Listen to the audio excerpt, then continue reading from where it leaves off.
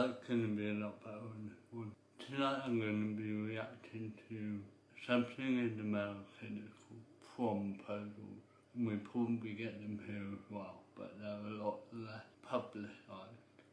And what I mean by that is we see these pictures and articles shared all over Facebook and stuff like that, and a lot of disabled activists call it inspiration porn. Now that's nothing sexual. That was a term created by a disabled activist called Stella Young, and she basically used the term to describe those images that were being shared that exploited disabled people by making them look like heroic, or, with that attitude that if they can do something, why can't you, which is exploitative of their circumstance and their ability. With that in mind, I wanted to talk about this video that I found online. It's a prom date by someone in America, a boy in America who asked a disabled girl to go to prom with him, and it's problematic, and I'll get to that, but what I'll do is a similar thing to Come As You Are, where I just go through and I stop the video and I make my own comments and react. For high school girls, waiting to be asked to the prom can be nerve-wracking. For the boys, asking can cause you to break out in a sweat. Tonight's Making a Difference report is about one such promposal from a popular boy to a popular girl that had the rest of their classmates applauding. At Fort Zumwalt West High School, now we're actually going to compare and class doesn't just happen in a room. An interface is a list of methods that must be implemented. So 18-year-old Brendan Ritchie is a straight-A student. So the idea, and instead of counting the days, you could compare speed. He is trying to make every day of his senior year count. I'm involved on the cross-country team. I run track as well. I also play ice hockey and roller hockey. The abstract is, again... But Brendan says his best times are with his best friends. All of them are just such nice people, and I'm very blessed to be able to call them my friends. The group has been sitting at the same lunch table the past 2 years. And every day there are plenty of smiles and conversation. Nobody did a really good job of hiding that was going to happen. Even if not all of them can talk. Ellie McCool was born with Rett syndrome, a rare but severe brain disorder that affects girls. She wasn't diagnosed until she was almost 4. She sat up on time, rolled over on time, fed herself with both hands, played with toys. But then one day it was like someone turned off a light switch. But she's smart and she's totally in there. Yeah. Time to get up, sister. Anyone with Rett syndrome has plenty of challenges, but Ellie's parents and friends have always kept the focus on her ability, not her disability. Ability, not disability. This is a thing now. People say differently abled, and if it means something different or, really just patronize them. And I think what this video does, and you'll see this in a minute, is that it keeps focus on the boy. And I know, she can't talk, and she might, not be able to kind of be interviewed and express stuff verbally, but the emphasis of the video is a kind of heroic attitude to the guy, when in reality it's just a guy asking a girl to prom. But let's carry on with it. I love you too. She really is very bright, and she is very caring and loving. She's just a very happy person. She's always positive. She's always got a smile on her face. It's a beautiful dress. Yeah. Oh, thank you. Ellie may not be able to talk. This one? Okay, I think so too. But everybody that knows her is still talking about what happened recently in that same school cafeteria. I thought it was incredible. You have a good lunch, Ellie? You see, while many high school seniors like to think they have all the answers, Brendan had a question. Ellie's favorite movie is Iron Man, and so Brendan showed up at school wearing an Iron Man mask, and in front of everybody, he asked Ellie to the prom. Every girl dreams of having a date to her senior prom, so the fact that Ellie was going to get to have one too was awesome. By the way, her answer was yes. She just... Right, the reason I'm laughing is because this leads me today at that point I wanted to make in this video. This is performative.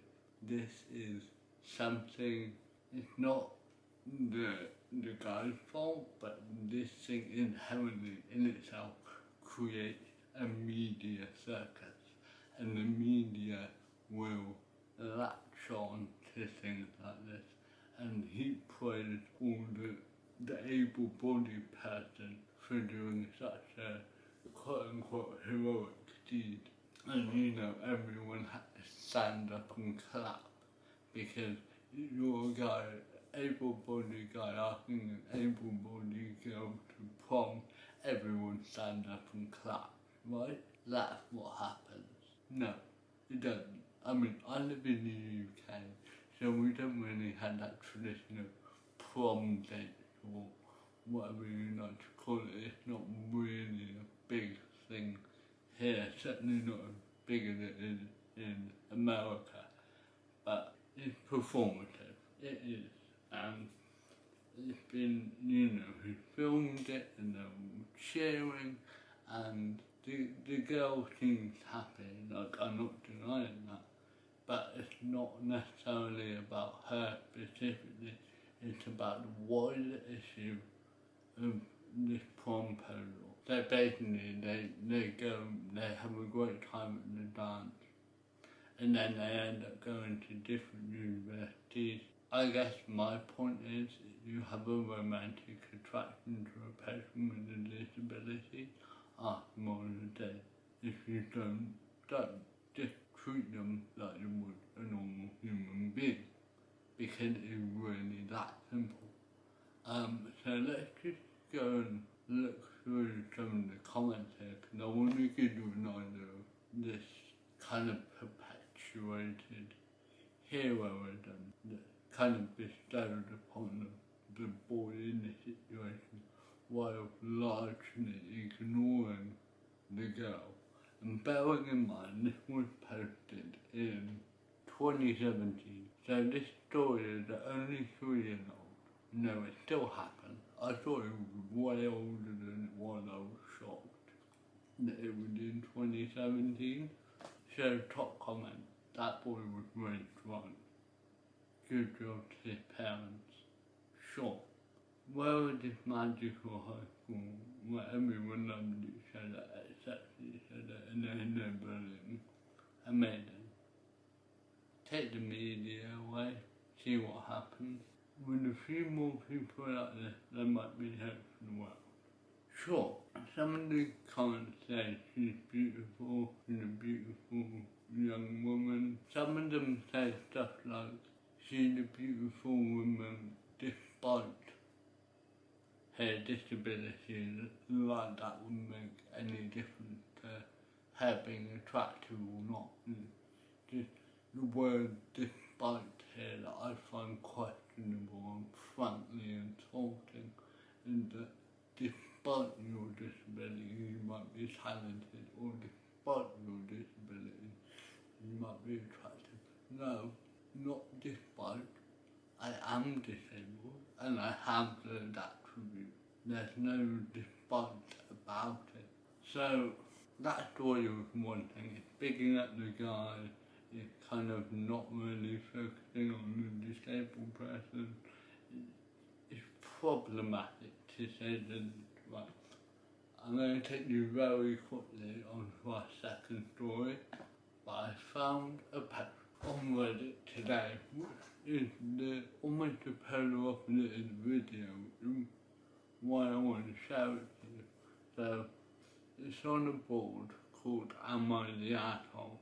And on this board, people talk about subjects that they've been involved in, situations that they've been involved in, and they want to know if there's a bad person in the situation.